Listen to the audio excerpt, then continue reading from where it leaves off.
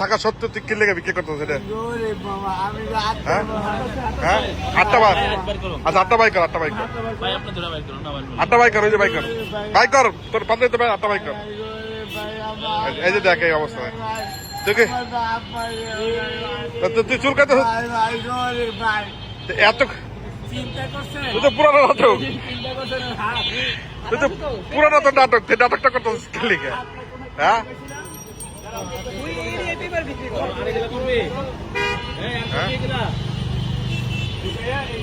এই যে এই মাত্র এক মহিলা ওরা দেখে কান্দে দিছে, মানে 10টা দিয়ে গেছে। আরে মাত্র এই যে আমরা বেরোচ্ছি, সে এক মহিলা কান্না করে দিচ্ছে এবং টাকা পয়সা দিয়ে গেছে এই মাত্র।